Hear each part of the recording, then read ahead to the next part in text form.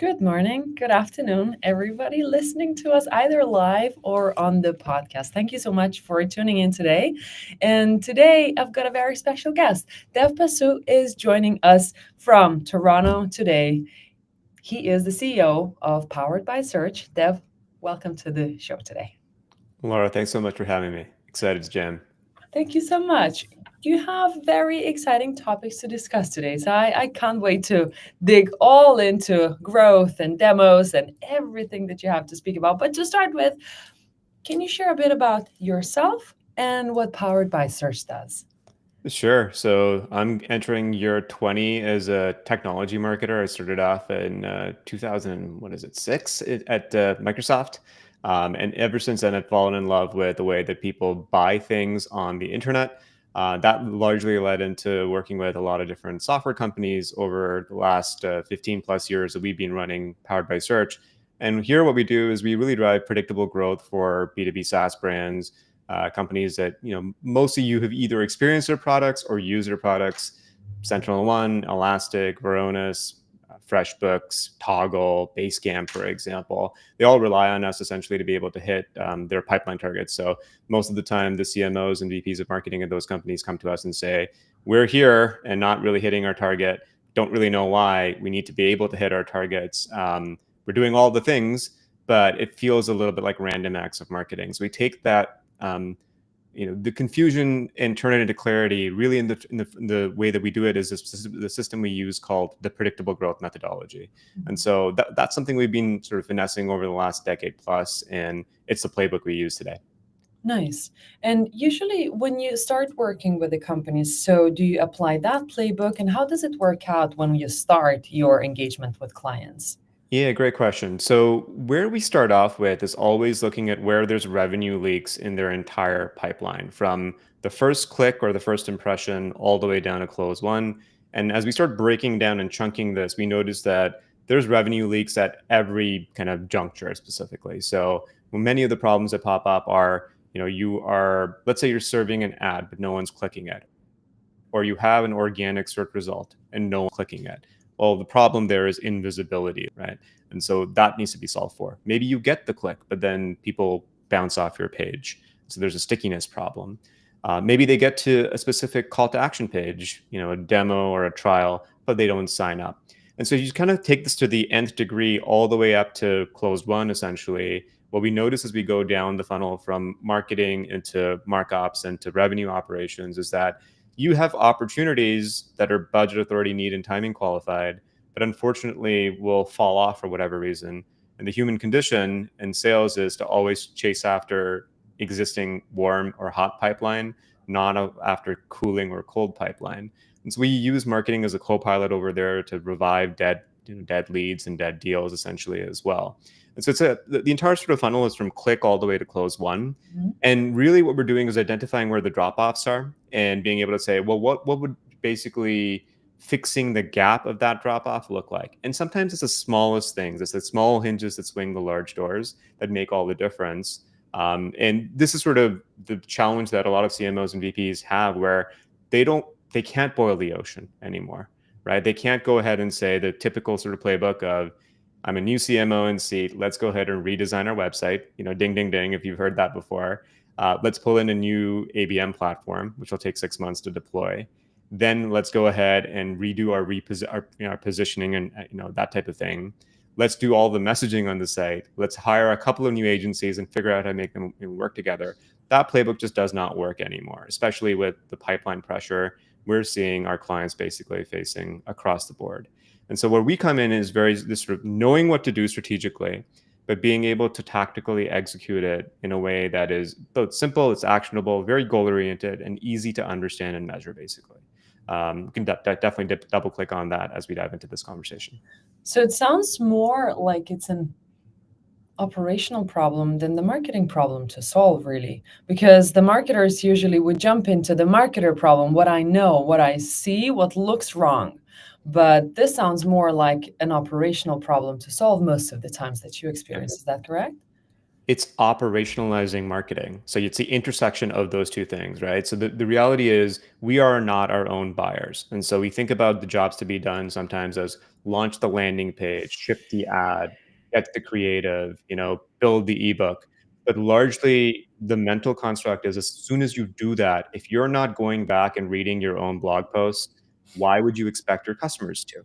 When no one ever stops to ask that question, I think that fundamental challenge over here is that we are all involved in this curse of more, doing more, sometimes doing more with less, which is the topic that we'll kind of dive into today, of course. But then because there's this pressure of more, more, more, more, more, there's actually very little patience to sit back and look at, did it work? The thing Mhm. shipped yesterday, that to-do list that we checked off, a week later, a month later, a quarter later, is it performing basically as expected? And so this is why we see, for example, in content or ads or marketing, ops campaigns, for example, generally we find that a lot of incoming clients who work with us they're doing a lot of stuff. Their hair is on fire, by the way, but they just don't know which 10 to 20% of it's producing 80 to 90% of the returns.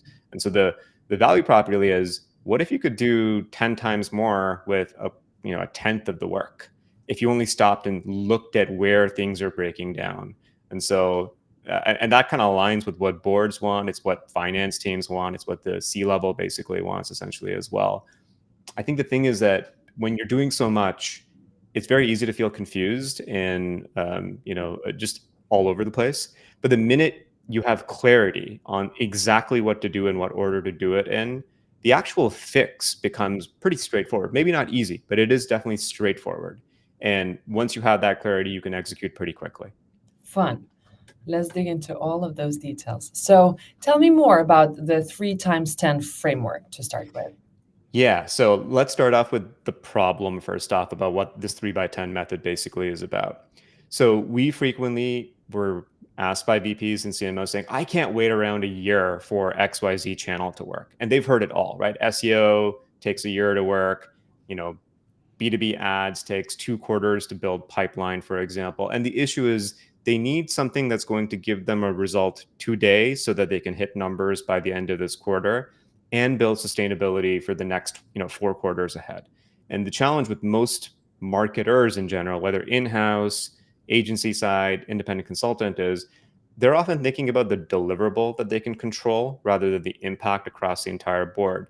And so often we're just talking our own books. If you're a web design company, you're going to say you need to redo your website. If you're an ads agency, you're going to say you need better ads. And so we're unable to kind of zoom out and say what's just the pragmatic thing to do for the business, what's in their best interest, essentially. So the 3 by 10 method basically came from two things. And so essentially it's 3 different levers that you can control that produce a 10% improvement in those particular levers. And so the question is 3 too much? Because it's not 50 things. And so is it unreasonable that you could do 3 things over, call it a 12-week period, right? Something that's addressable over the next quarter, essentially, no matter where you are in the quarter today. So 3 things, is that unreasonable? And most people say, no, it's not unreasonable. I could probably focus on 3 things and not, become distracted. And 10% improvements, is that unreasonable? Like we're not swinging for 50, 100, 2x, the challenge I think in marketing today is these big sort of numbers where it's like, we will 10x your pipeline. No, that's actually not true. And this is sort of the problem with the lack of trust in the industry today. It doesn't matter if you're a software platform, a services provider, if you're even frankly, a directory, right? Like where you're aggregating all the different products. Even if you're an analyst firm, trust is at an all-time low. The reason trust is at an all-time low is because promises have been up here and execution's been down here. So the question is, are 10% improvements unreasonable? Largely, we see no matter if we ask people who are super analytical, if we ask people who are ambitious or optimistic, they say 10% is actually nothing to sneeze at. We can probably do 10%, right? If we put our heads together. And so the 3 by 10 method is essentially this. There are only 3 ways to grow any business. The first is the cult of more. You get more sales, period. And upstream of more sales, if you're a marketer, is more pipeline. More pipeline usually means more demos or more trials, at least in the B2B SaaS world. So we all know that. I shouldn't have to convince anybody that that's a good thing. More demos and more trials is upstream of more customers. which is fine and good. That's number one, which is what most of us are working on most of the time. The second is being able to get a higher quality of customer. And by that, I mean somebody who spends more. So most marketers are actually unfamiliar with what their average contract values are for the B2B businesses that they work in or that they support. We often ask this question to incoming clients and say, what is your average annual contract value? And the most common answer we get is, it depends. Well, it's a math problem, right? It's an average contract value. It's not an it depends answer. We're not talking about a normal distribution, but it's an average contract value. And let's say it's about $25,000 for the types of clients that we work with, the very low end, super conservative, mid market or enterprise SaaS, selling a 25 to 50K ACV solution. Maybe not dissimilar to where Dream Data kind of plays in, basically, as well. So you got you and I know you've sold a lot, Laura, right? Like, so you can think about the customers who bought at 25K versus at 30K, right? That's a roughly, it's more than a 10% increase, a 20% increase over there. But imagine just a 10% increase. So rather than somebody buying at 25K, they're buying a $27,500 annual deal, right? So that's the second 10%. The third is, could we get them for 10% cheaper than we are getting them today? Is there not at least 10% waste that we have across all of the things we're doing in terms of the ads we're running, the costs we're paying, the locations we're bidding in, the roles and titles who are seeing our ads across LinkedIn and Google and Bing and Capterra, or in our content? Could we not get a little bit more juice for the squeeze? Just 10% more juice for the squeeze, where each prospect, each demo, or each trial was effectively 10% lower from a cost of acquisition standpoint. Which is, again, the second biggest thing that I think marketers are manic about is, number one, we need more pipeline. Number two, we need it for a lower cost per lead or cost per acquisition, right? True in terms of the conversations that end up happening. So that's what the 3x10 method really is. 3 levers: get more demos, get them for 10% lower cost per demo, and work so that your annual contract value, the average essentially for that cohort you're working on, goes up by 10%. Nothing bombastic, not 2x. We're not trying to go from SMB to enterprises motion, for example. We all have these. So the data points are in the same way that you might have a 25, 27.5, 30, 50K ACV prospect in your pipeline right now. The idea is just moving the bar up ever so slightly so that the low water line becomes your mid water line. We're not talking about trying to go for the outliers, essentially. Does that make sense on some level? Absolutely. It absolutely does. And it's so much easier to not just comprehend, but also to put it into the growth trajectory. It does not seem too heavy, too much. And speaking about more, because we're still in the same era of more, let's get more for less. Where do people make the biggest mistakes when they go for more and trying to get more with less? So I think the first one is simply that. Oh, I think your sound disappeared just for a sec. No, I can't hear you.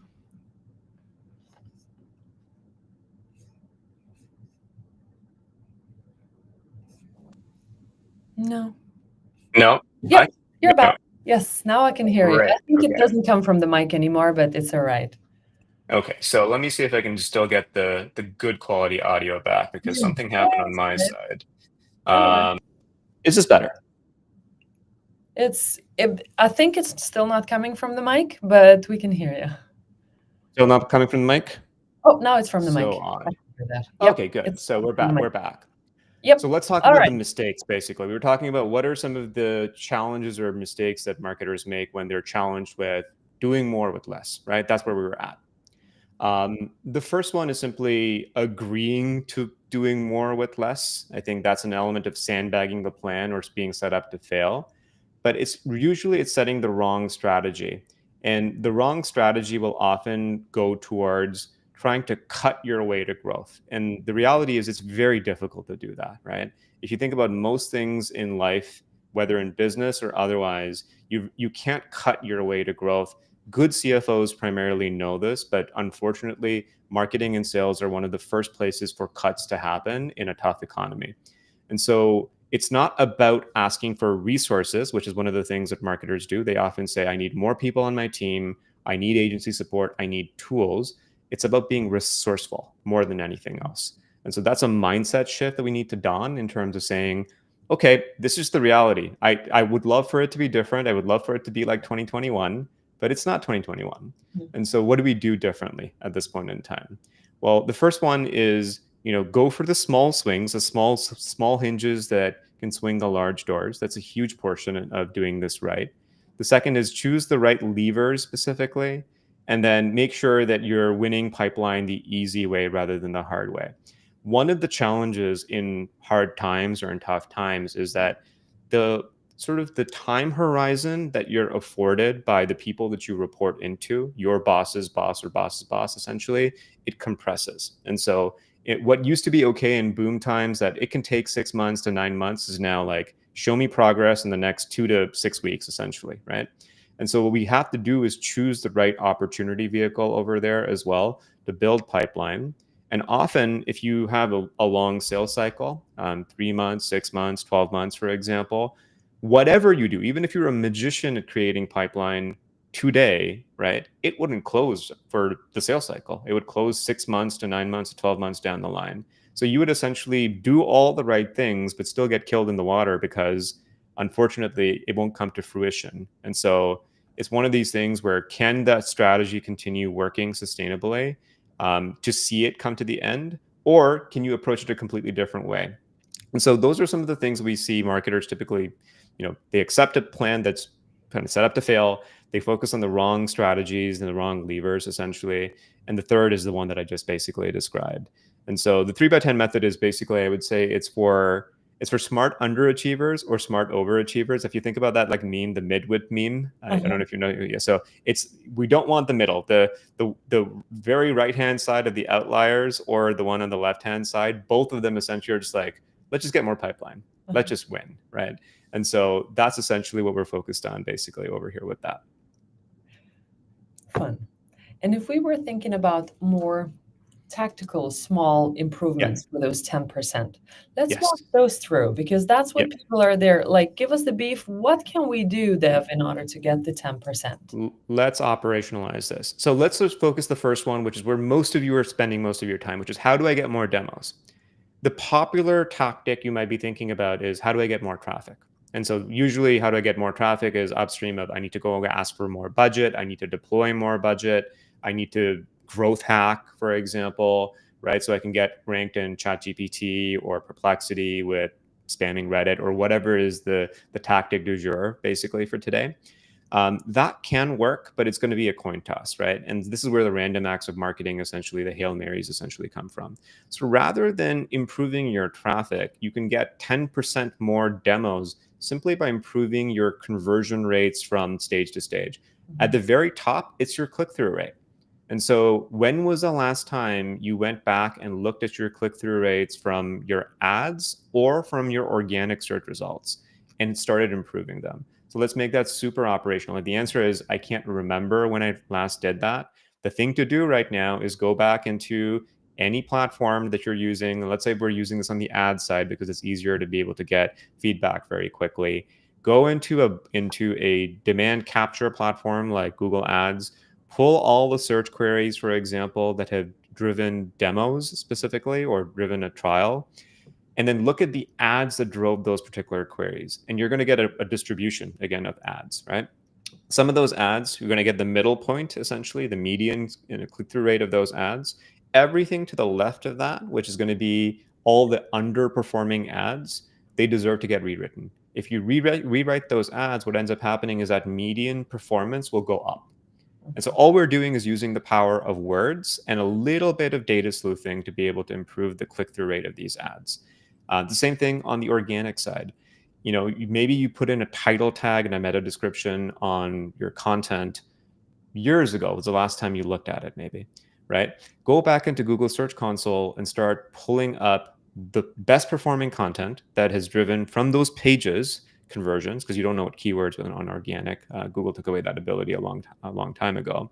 But you can improve the click-through rate simply by rewriting the title and the meta description to be a better fit for what it looks like today. Pro ninja tip would be go look for the keywords that you actually intend on ranking for that particular piece of content, blog post or static page, feature page, for example. look at what all the competition basically is doing. If we're at the tail end of 2025 as we're recording this, many of those companies are thinking about 2026 at this point in time. They may have gone and actually updated their title tags to talk about the best XYZ tools in 2026 as we're getting to the end of the year, right? Do that. Like, look at the competitive landscape and just figure out, how do I make my virtual real estate stand out in a way that is differentiated from the pack of other results that it'll be compared to. And so this is how we operationalize strategy. Strategy is knowing what to do, which is I'm choosing between, do I get more traffic, which is hard, or do I just improve the traffic that I already have, right? Mhm. And improve in this case, the conversion is the click-through rate is essentially from impressions or visibility to click-throughs, essentially. That's at the very top end. You can now abstract that down further and you can say, well, how do I get more demos? I can improve the conversion rate of my demo or trial page. That's a very simple way of getting more demos, because at the very tail end, look, no one's requesting a demo off your site without having looked at a couple of key pages. If they have not looked at your feature pages, if they have not looked at your pricing page, if they have not looked at some other types of pages like your integrations, for example, these are just part of the buying decisions before somebody chooses to reach out and talk to a human and wants to see the platform basically in action, right? So what you could say is, if there's only one path to getting into talking to a human on the sales side, and that is the demo page is either working for you or against you. And if you're getting a low conversion rate on the demo page, meaning for every 100 people who are landing on that demo page, having already visited preceding pages like features, pricing, integrations, for example, then the demo page is not working for you. It's a choke point at that point in Mhm. time. So the logical thing to do is not to get more traffic. It is to improve the conversion rate of that particular demo page. And so we can go, for hours on how tactical we can get around this, but common mistakes we see on a page like that, Uh-huh. um, not mentioning what what you're going to get on the demo, how long it's for, can you control whether you can book the time, or if you can't, when will someone get back to you specifically? No risk reversal or social proof and testimonials on the demo page about people who have become customers actually talking about how useful the demo itself is, Mhm. not how useful the product is, because the point of every step is to sell the next step, essentially, right? But these are the things that are missing usually on these pages, where having the page with a lot of the content buried below the fold where people won't scroll. A demo page is a decision making page, right? So people don't actually need to scroll. They have all the information they need either to move forward or to bounce, essentially. So burying all that at the very bottom of the page is not very useful. Put it up way at the top, redesign the page, ask for less fields in the form, for example, or use a progressive form. These are all ultimately tactics, but the actual strategic outcome we want is, if we don't fix this page, we're going to continue losing conversions and demos. If we want 10% more demos, pick any one of these things I've just mentioned, and you'll probably hit the nail on the head. If you compound them together, you'll probably get way more than 10% demos, which is what we see with most of the case studies from clients we work with within the first 12 weeks of us working together, because it's one of the first things we actually hit. So we're majoring on the majors, not on the minors. We're not trying to sell this whole like huge website redesign or huge ad campaign overhaul. It's the little things done well that matter. That is so exciting because it's usually what you actually oversee. And you nail one thing so right, which is so much overseen. You have to sell every single step. You're not Mhm. selling the solution just on the website that people go in, Yeah. click book a demo, and now they're buying your solution. No, you have to sell them to book the demo with you. I've never thought about this way. Like, advertise that this is how great the demo was that other people have gotten Right. with you. Even if they don't buy, because what will end up, and the reason for that, because you and I both work on some level in sales as well, and connecting with prospects to demonstrate why us, why now, and why do anything at all, is about 50% of the time in B2B, the decision is no decision, right? They choose to sit on their hands and do nothing. And so if you take every little micro interaction to even educate and motivate the category you're selling specifically, you stay on top of mind, even if you don't buy. I'll give you an example of a real story. We lost a deal about 2 months ago, And it was a competitive bid where 5 different agencies came in. We were the highest priced partner in that particular bid. And so the CFO killed the deal with us and went with the second highest, basically. And the person that we were working with, the VP of Demand Gen, were like, "We loved you guys. We will probably be back, but I have to kind of appease my CFO for the next 6 months." And we said, "No problem at all. We're here for you. We hope you win. I'm sure you chose well." Surprisingly, they're owned by a private equity company, and they referred another deal into a public company that this particular P person is on the board of. And so we're about to now win a new deal that is 2 times the size of Yeah. that old deal, which you just never know how karma is going to basically come back to you, right? And so the interesting thing about the demo kind of testimonial is you can leave an impact on a person even if they don't buy, because they remember how useful you are, how valuable you are. And you just never know from a timing perspective that they're going to come back. That's why we call these intentional interactions, which is every little thing, including like on that particular page, what happens on the thank you page, what happens in the follow-up emails after that, the show up emails.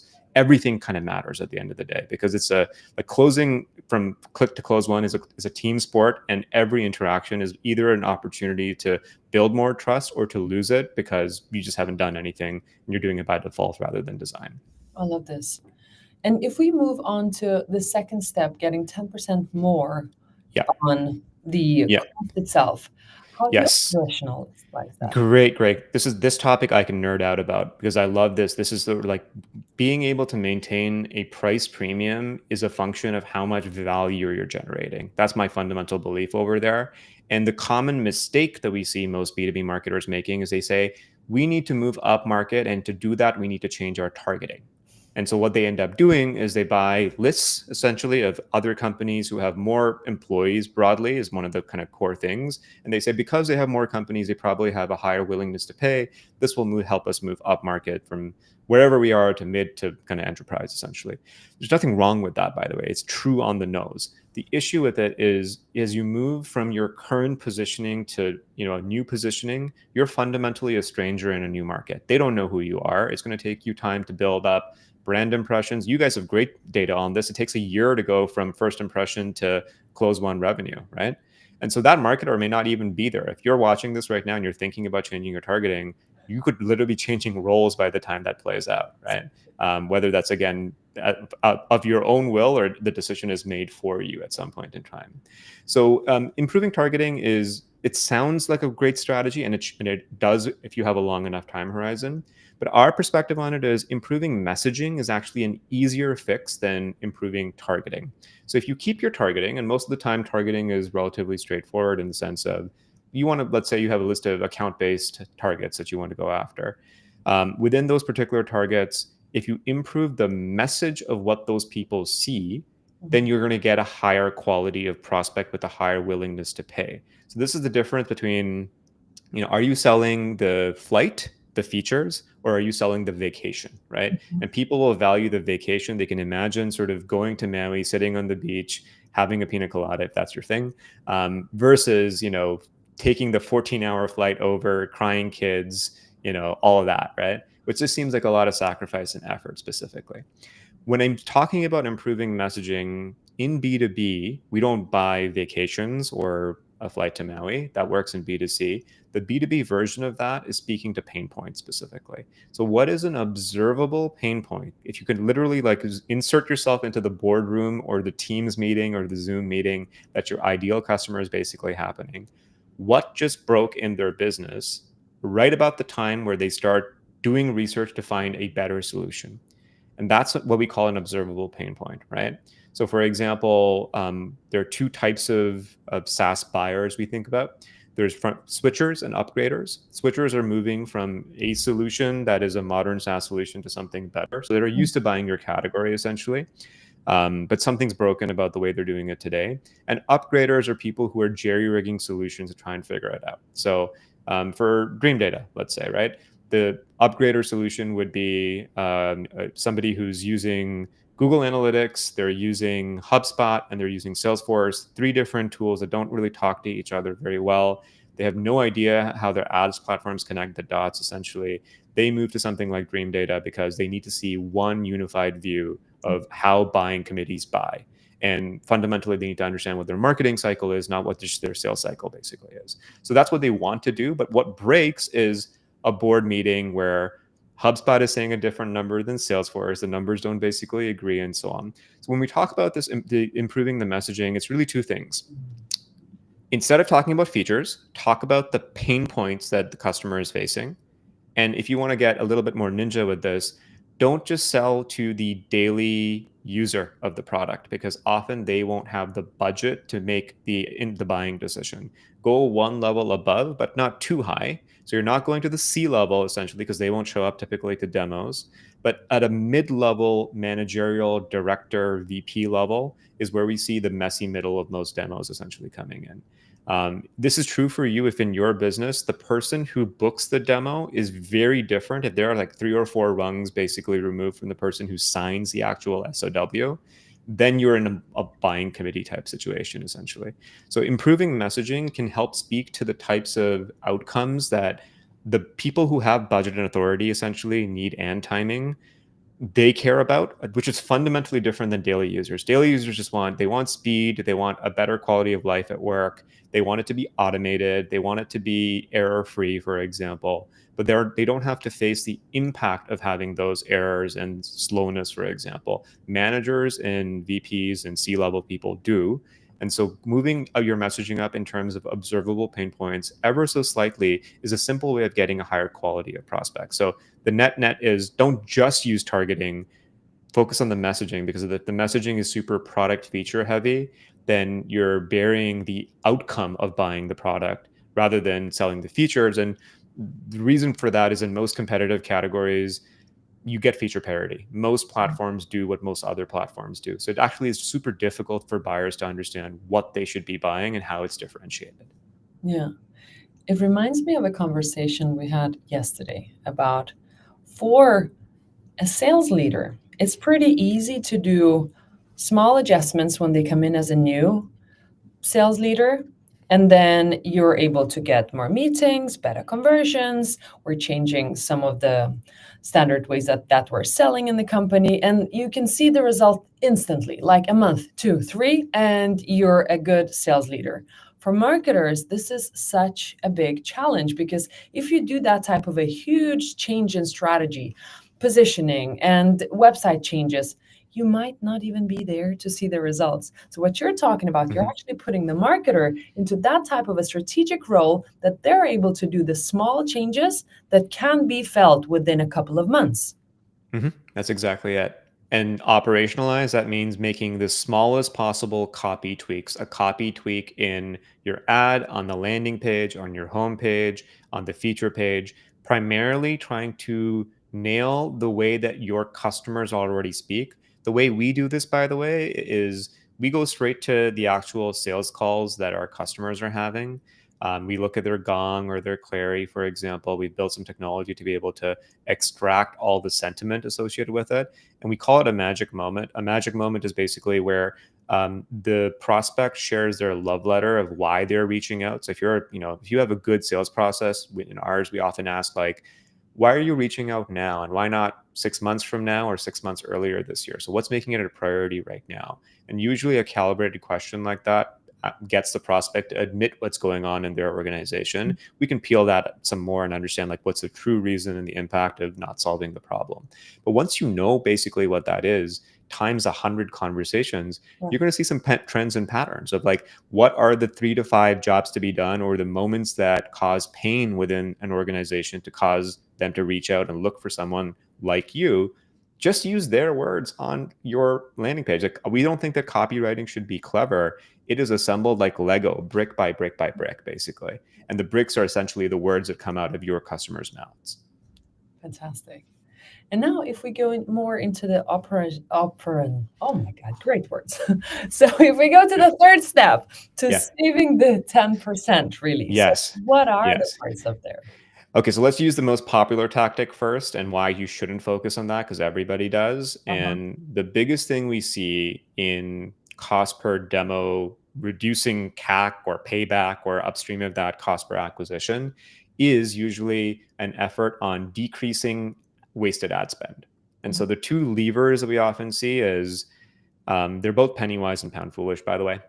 One is, can we cut back our ad spend and remove either pick your poison? Let's reduce our branded spend, or let's reduce our performance oriented spend, depending on who we're talking to. The leader might think we're all about brand and brand is what sells. And on the performance side, it's all about performance and brand can't really be measured. We have, strong points of view on that. But aside from that, that's one is just like a lever of like, let's just spend less to be able to reduce that. Or you might find the direct response marketer or performance marketer saying, let's reduce wasted ad spend. So let's go in and basically look at all the content that isn't performing, all the dollars that aren't driving demos and reduce that. Now, there is some truth to that. Like, for example, when we audit campaigns, our average client is spending anywhere between $30,000 to $100,000 a month in paid ads when they first come to us, and then we help them scale up. We'll find 20 to 40% of that spend not driving any pipeline whatsoever. And so for the CFOs of those companies, it's music to their ears. It's almost like they've hired us as a tax advisor to optimize their taxes in perpetuity. And so that's a quick win. But it is not the thing that you can continue as the same thing you kind of mentioned with the sales leader example, that you can't juice it. Once it's already trim and you've cut out the fat, you can't do very much over here. So a more sustainable approach that we look at is, instead of improving your wasted ad spend, which is cutting out stuff you shouldn't have ever been doing anyways, said differently, that's a technical term, is improve your offer. Because the offers in the B2B SaaS industry are so plain Jane, unfortunately. We have just accepted these sort of best practices as gospel, where we think that starting a free trial or requesting a demo is the offer. It's not an offer. It's an entirely ignorable offer. It's clear, it's very clear what you want people to do, but it doesn't really give your prospects a reason to actually go forward and do it. And when we say improve the offer, I'll give you two simple ones that we've tested and has worked quite well. Instead of saying request a demo, use the call to action, see it in action. Which is the difference between seller side language. If you're the seller of the platform, you want people to request a demo. So of course you call it request a demo. But what the buyer wants is, I don't want a demo. I don't want to be sold to. What I want to do is I want to see how this platform works. I want to see it in action. And so that ever so slight psychological tweak, rather than a logical, like, we're not talking about blowing up your funnel or completely changing your visual identity or any of that, right? Putting video testimonials on your landing pages. We're not talking about something that's a heavy lift like that. We're talking about changing a button from request a demo to see it in action. So something super small like that, we've seen have very large A/B testing benefits. And we're not talking green button versus blue button, right? We're talking about the words, and the right words in the right order do make a difference based off who's hearing them and perceiving them. So that's one, see it in action. If you want to take this to the next level, what we do is when we first bring a client on board, we will watch their best account execs deliver a demo. And what we notice is their best account execs will deliver a demo in a very different way than the average account exec. And so they'll do things that are kind of maverick style, like they won't follow the full playbook. They've just got this intuition to say, my customer only cares about these three things I'm not going to do a product tour. I'm going to ask these questions in this order. Then I'm going to show them just that section of the platform. And I'm going to show them the cost of inaction if they don't have this. And I'm going to show them what's going to happen, if they use a platform in a certain time frame. So they got that part kind of figured out. We look at that and say, so it sounds like we did this actually for a data analytics platform. They did a dashboarding solution. They're a competitor to, without naming them. And so what they were doing in their demos with their best account execs is, the account exec would reach out to a prospect and say, could you bring me some sample data? Show me a dashboard that you are currently using today with Looker or whoever you're using it with. We will redesign that dashboard live using your data in our platform. And so we're like, this is magic, right? Like, the offer is not request a demo. The offer is build a real-time dashboard you can share with your team live by the end of this call. And so clearly, like, uptake and throughput, skyrocketed. Often we bury the lead of our magic. Basically, the things we do are buried in these one-to-one conversations that are locked away in some Firefly or Grain or Gong recording, basically. And what we do is we get the most watered down version of an offer on our website or on our landing pages and so on. So it's not just request a demo. Easy mode, call it, see it in action, write back and let me know how that went for you. Hard mode, but very, it pays off in a very sustainable way. Go actually watch what good people do to close at a higher rate. And you'll see that they do different things than your average AEs basically do. The trouble, I think, is marketers almost never do this type of stuff. They don't actually, once they lob off over a deal to sales, it's like, let's just go get more. Yep. And when we see very poor MQL to SQL rates, it's an age-old debate of sales saying the leads are no good and marketing saying you don't know how to close. But there's no actual curiosity to say, how are the customers who are closing and why are they closing at a higher rate? And what about the leads is not good? So not just this is the kind of Toyota principle of go and see, where the idea is don't just take somebody's word for it. Go straight to the recording and watch the game tape to understand what's going on over there. So in the early days, we would literally do this. We would go watch tape after tape and tape. Now with AI, we're able to, get a lot of these sentiments and the insights, essentially package them up, share them with clients and say, is this what's going on in your business? And they're like, this is great. Like, can we just take what's being said in a one-to-one environment and put it to your one-to-many environment to talk to strangers on your website and get them to see the same type of reaction that your best prospects are happening? And if we did that, would it be unreasonable not to see a 10% lift in the number of people who follow through? So it's like doing the work, but at the same time, really under promising and over delivering in terms of the outcome of the work. The 10% is easy to buy into. No one's going to lose their shirt by saying 10%. And the results when you combine this all together is pretty large. It's an 89% increase when you take the 3 different levers and the 10% improvements compounded together. And it's so much easier to unpack and get people working on those smaller improvements rather than the next big thing. Yeah, exactly. Talking about the collaboration between teams, you spoke about that this is both a marketing operations, sales operations stuff that is in play. We've got a question. Wouldn't this require somebody working across the teams? And how does that type of handoff work when we're trying to achieve those smaller results in a bigger scale? Yeah. Great question from Prakriti over here. You do need someone who is good at growth ops. So you need somebody who can tie these different people and their incentives together. It's why we created this methodology called predictable growth. And the idea is it's the opposite of siloed growth. If you work in silos, it's like an orchestra, for example, where everybody's playing their instrument to their own beat and there is no conductor. So yes, you do need a conductor in place over here. That conductor could be a great VP. It could be a CMO. It could be a very strategic agency partner that basically comes in like ourselves. And there's a few other peers in the space that do good work. But you do need somebody because cats don't hurt themselves. Unfortunately, they march their own beat. They go their own way. And so you do need to be able to get everybody rowing in the same direction. Otherwise, a natural way of the world is entropy. People will do their own thing. They're 100% committed to their own habits, and habit change and behavior change is a difficult thing. And that means you need to have, That's playing to the same drum as well. So talking about collaboration, how do you get the best results of marketing and sales working together for that handoff to happen? Great question. Okay, so we have this like bow tie model. If you can imagine a bow tie, on the left hand of the bow tie, you've got all the marketing work from attract, engage, and convert. And in the middle of the bow tie, like where the little button basically is, where you have the website and the marketing operations or marketing automation system.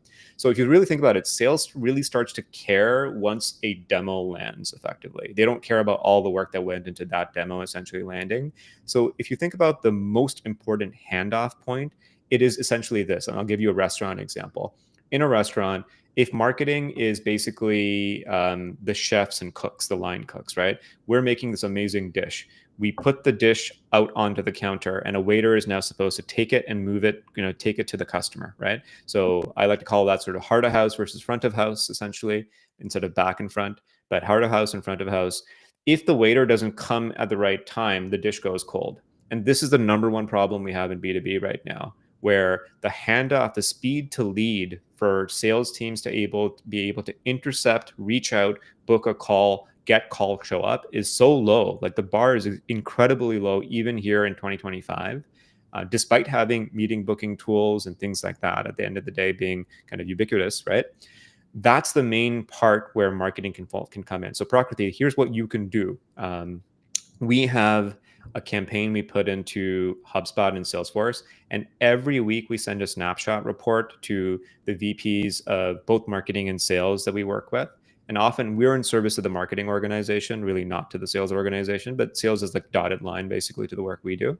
But we call it a no leads left behind report. And effectively, it's a report that says in the last 7 days, here are all the demos that came in that were ICP fits. So, you have a defined definition of who an ideal customer basically is. And it's like Acme Corp, Beta Corp, Gamma Corp came in last week from these channels, from paid social, organic, and no one has talked to them, right? And so they're both CC'd on there. So they see it and go, okay.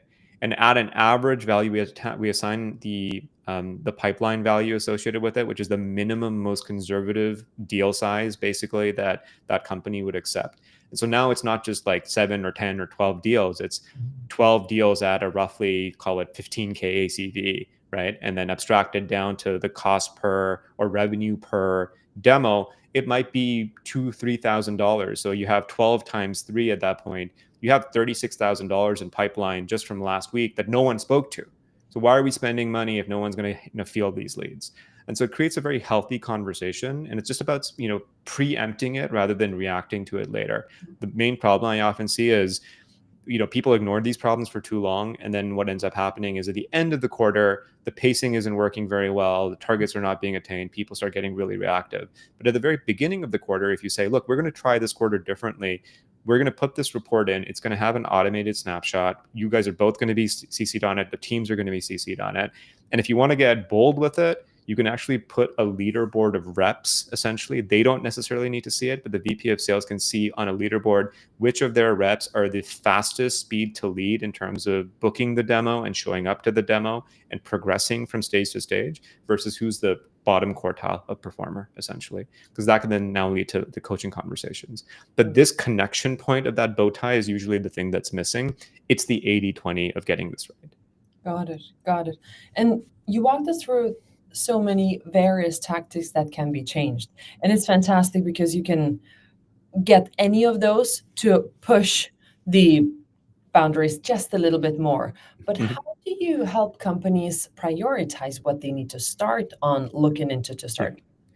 This is critically important, which is not knowing where to start is where the confusion comes from. And it's where this feeling of like, we are doing a million things or all random acts of marketing. We're trying to see what spaghetti kind of sticks to the wall. These are literal phrases, by the way, that our VPs of marketing and CMOs say to us. So I'm using them again in this particular conversation to see if it resonates.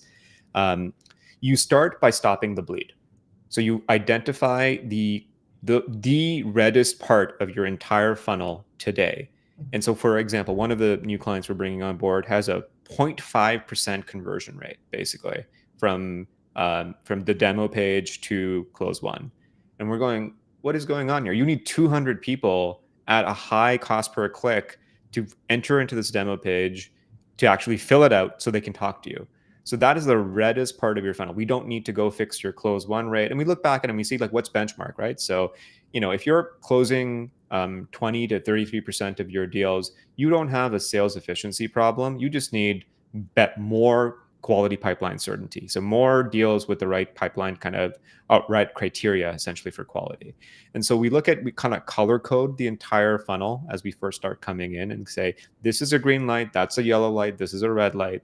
And wherever there's a red light is basically the first place to fix. Mm-hmm. Often where that is it's fixing the three things I kind of mentioned. So very poor ads, very poor landing pages that no one has basically tested in a long time. So again, the critical factor there is improve the click-through rate so that more total audiences see what you're actually doing and get to your website. If they never get to your website, then they won't ever buy from you. That's the thesis there. The second is improve the messaging. So you're focusing on a higher quality of buyer. You're moving upstream in the roles and titles specifically and targeting their pain points. And the last one is improving the offer. And so that means going straight to the page that is a money page or the choke point page, like the demo, for example, or the start a trial page, and improving that. If you're doing product-led growth, by the way, and you have a free trial of some kind, the number one mistake we often see here is teams obsess about their activation and onboarding flows, Mhm. which is like when somebody uses the product, like what are the 3 things they need to do over the next 14 to 21 days for them to go from trial to paid. But they overlook one key area, which is when someone actually signs up for a product, are you making them context switch and go into their email to be able to find a verification code or to click a link to actually activate the account? And 50% of people never do that. That's the part that's mind-boggling. And so what's a simple fix we do over there in terms of improving the throughput? On the thank you page, we literally give them instructions with a GIF, like an actual like little video that says, if you have Gmail, and we can tell like based on do they have Google Workspace or Gmail or Outlook, for example, Microsoft domain, we show them their version of what their inbox would look like, and we give them a search string with a specific link that they can click, which they then opens up their Gmail, and it looks for the actual activation email in case it was in spam, and then it says click this button over here to activate. And so that, for more old school SaaS, if it's the ones that now send you a code of some kind, we basically show them the same thing, which is go here, look for this, put the code in, and then you'll be on your way. And then we even give them messaging that you're 2 minutes away from setting up your first. Like we work with companies like Toggle, for example, or FreshBooks. You're 2 minutes away from sending your first invoice and getting paid. It just gives them that sort of callback to say, oh, okay, yeah, that's why I'm signing up for this product again. It's not to do work, it's to get paid. Those are the little areas that I think are overlooked, where it's like the pinch point is the thing to optimize. The reddest point in the funnel is the thing to optimize first. I love this. And it seems so simple, but you have to find those golden nuggets of how you're Yeah. going to do this. We've got a question from Life, and I like it because he's asking for inspiration. So if you were to Yeah. define a perfect demo, book a demo page, or maybe you have an example. Yes, we have examples on our Learn section of our site. I'll see if I can drop that into a link over here. I have a very specific playbook on how we think about this as well. Let me see if I can actually get a chat thing in here. If I chat something to you, Laura, can you see it on your side? I can see it privately over here. I can see that Okay. you're writing something, then I can push it back to LinkedIn probably. Okay, so that's one example of good demo pages and what they do well. Let me see if I can find our playbook on it. Let's see if I'm able to push it out. No, I can't. But I can Okay. share my screen. You can do that too. Yeah, I mean, if you just go on to poweredbysearch.com, you'll see a section for Learn, and then we basically aggregate some of the best examples in the wild associated with this on the web. Let's address Life's second question though, with the one about like what's better, book time yourself or leave info.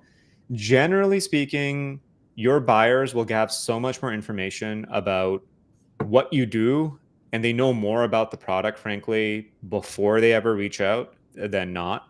And Mhm. so, generally speaking, people are pretty pressed for time. They want to, their calendars are packed. The only time, if you're a busy person, the only time your calendar is free is 3 weeks from now. And even still, you'll have some things on there essentially. So this idea that you'll hear back and then play calendar tag is deeply frustrating for most directors and VPs or managers. Essentially, if you're an individual contributor, maybe the situation's a bit different depending on who you end up selling to. So we're big fans of being able to give the quote unquote agency the ability for you to be able to control your own time. And that's why we're fans of, doesn't matter what you use, HubSpot meetings, Calendly, Chili Piper, we're technology agnostic, default if you're doing routing or whatever. The technology itself doesn't matter. What does matter is setting the expectation of what will happen. So for example, one of the mistakes we see, even if you have calendar booking tools, is demo pages that do not set the expectation that when you fill this form, on the other side of this form, you will be able to pick a time that suits your availability. And if let's say you sell globally, it might actually be helpful to add a little line of text that's saying multiple time zones are available, including yours. That's an example of how you set and pace expectations just using the power of words. And it's got nothing to do with form routing. It's got nothing to do with the technology basically that you're using. It's got everything to do with expectations management. Fantastic. And Live, feel free to reach out to Dev after this as well for the link. I will add it to the LinkedIn Live itself too, as soon as we're off live. And that's for everybody as well. Connect with Dev to have this conversation. Before we wrap up, I want to ask you about your predictions for next year. Now you're saying Oh, yeah. everybody's doing like the list for 2026. What's Yes. the predictions for next year? Okay.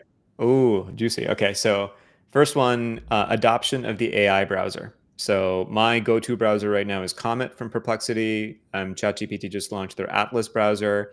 My hot prediction is actually that we won't see a departure from Chrome. We will see the new version of Chrome with AI capabilities and Gemini basically built into it.